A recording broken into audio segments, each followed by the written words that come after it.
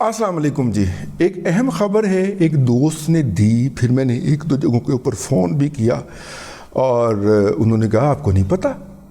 अच्छा, मैंने कहा आपको नहीं पता? मैंने कहा पता तो था लेकिन आपके मुंह से सुनना चाह रहा था। ऐसे ही है। ठीक है, मैंने कहा चलें, अगर ऐसे ही है तो ख्याल तो हमारा भी यही है था, लेकिन चूँकि दो मुअज़्ज़िज़ीन ने तस्दीक कर दी, एक मेरे बहुत प्यारे हैं, जो है नाम मैंने नहीं लेना उनका, है अपना गुलकारी से उनका ताल्लुक़ है, वो तो समझ गए होंगे, और मैं उनका फ़ैन हूँ बहुत पुराना, ठीक है, और बहुत अच्छे अच्छे और हिट गाने जो हैं वो उन्होंने इस कौम को दिए हुए हैं, और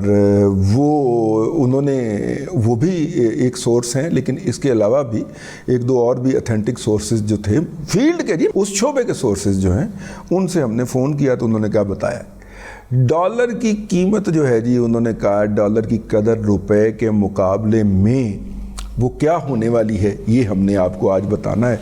हम आपको अपने गुज़िश्ता व्लॉग के अंदर ये अर्ज़ कर चुके हुए हैं कि जो डॉलर का फैलाव था, अब देखिए ना, अब एक बात कही जा रही है कि इस वक्त तकरीबन कोई 2700 लोग गिरफ़्तार हुए हैं जो कि इस स्पेकुलेशन के अंदर इन्वॉल्व थे। मैं इस फिगर से एग्री नहीं करता, ये बहुत बड़ा फिगर है, इतने लोग पकड़ने की ज़रूरत नहीं है। हाँ, उनको हो सकता है 2700 लोगों को वार्निंग दी गई हो, पकड़े जो हैं वो 27-28 गए हों, लेकिन बहरहाल ये बात मार्केट के अंदर है कि इतने ज़्यादा लोग, ये जो मार्केट, इनके अंदर बैंकर्स भी शामिल हैं जो कि मैनिपुलेट कर रहे थे और दिन ब दिन मार्केट को नीचे लेके जा रहे थे।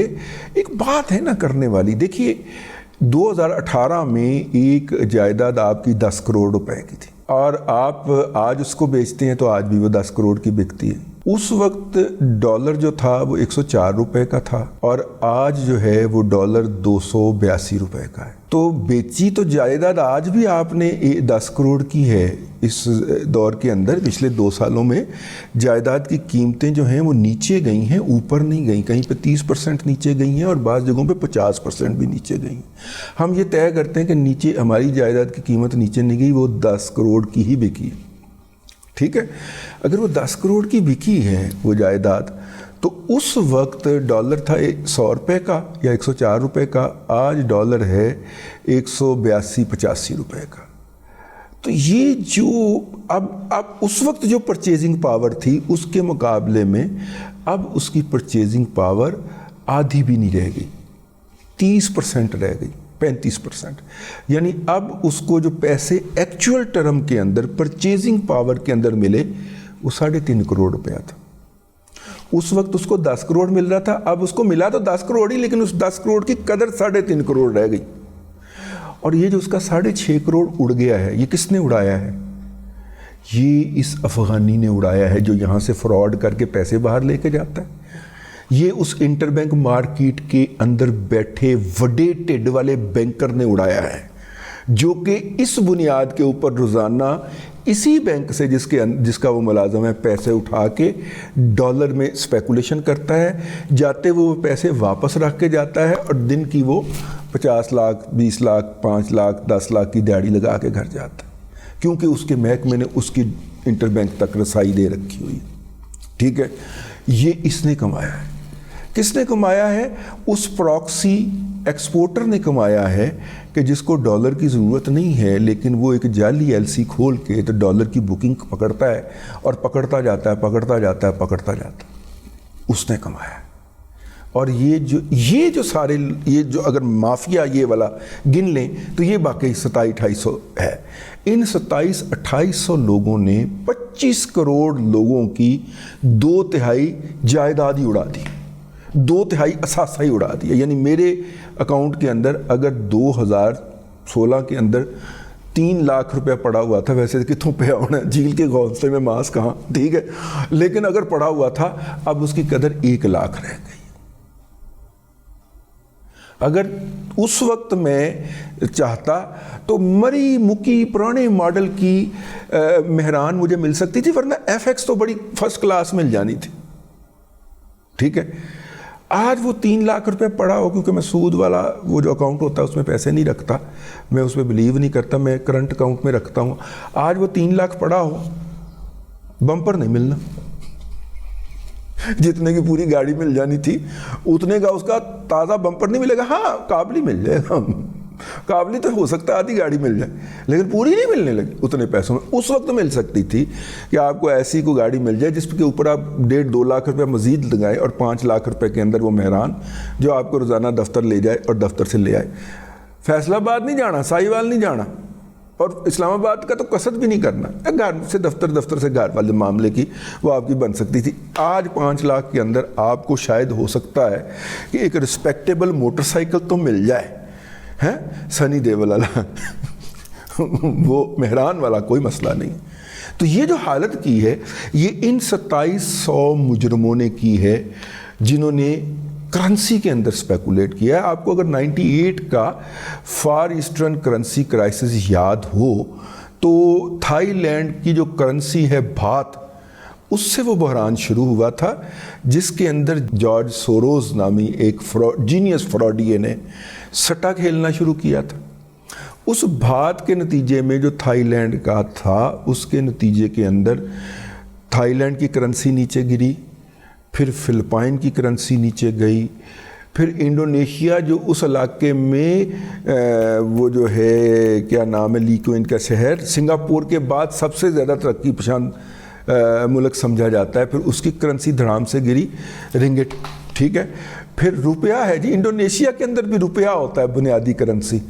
روپیہ کا تو بیڑا ہی غرق ہو گیا نا. میں انڈونیشیا گیا تو وہ مجھے انہوں نے ایک نوٹ دیا 5000 روپیہ کا نوٹ, ٹھیک ہے, اور اوپر باندر دی تصویر بنی ہوئی ہے. اللہ بخشے ہم اپنے باس کا نام نک ہم نے وہ والا باندر رکھا ہوا تھا, چپینزی رکھا ہوا تھا. وہ میں کرنسی لے کے آیا اور میں نے جا کے ان کو یار کیا کیا شرارتیں کر رکھی, میں نے وہ جا کے ان کو 5000 کا نوٹ پیش کیا, اوپر باندر بیٹھا ہوا تھا. اب باس کو بھی پتا تھا کہ یہ اندر گفتگو بیٹھ کے یہ کرتے ہیں سارے شیطان رپورٹر, تو یہ مجھے باندر کہتے ہیں. وہ کہتے ہیں یار محبت تیرے کیا شکریہ, تو نے مجھے اتنی دیر دور بھی جا کے یاد رکھا, ٹھیک ہے, لیکن یار ہے تو وہ چنگی نہیں کی تھی میرا. وہ انڈونیشیا کی ایک کرنسی کا نوٹ تھا ایسا, وہ سر میں پریشان ہو گیا. لیکن جب میں وہاں پہ ہوٹل سے نکلا اور میں نے کہا کہ یار ٹیکسی کی بجائے نا عام پبلک ٹرانسپورٹ کے اندر سفر کرتے ہیں جکارتا میں, تو میں نے جا کے تو اسے پوچھا کتنے پیسے, انہوں نے کہا 10,000. 10,000 روپیہ میں اس ویگن سے بیٹھ کے, جو کہ لوئسٹ تھی, تو وہ اس سے بیٹھ کے میں دوسری جگہ پہ پہنچا, میکڈونلڈ گیا, وہاں پہ خیر جو کھانا وانا کھایا.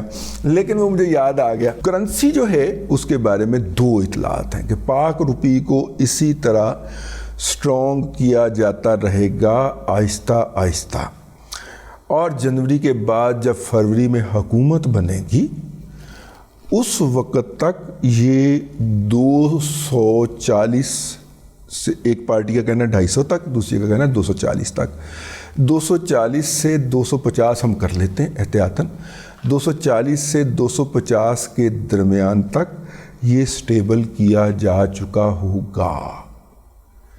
تو بھائی جان ہم تو آپ کو پتہ انفارمیشن رکھتے نہیں ہیں. پچھلی دفعہ بھی ہم نے آپ سے کہا تھا کہ بچ جائیں اس سے, اب بھی ہم کہہ رہے ہیں کہ کرنسی کے سٹے سے بچ جائیے.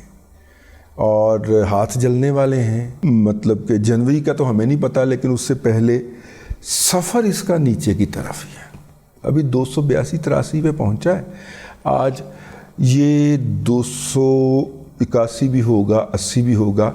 ہر دن کے ساتھ اس میں سے 80 پیسے, 100 پیسے, 110 پیسے, 120 پیسے کم کرتے جائیں گے.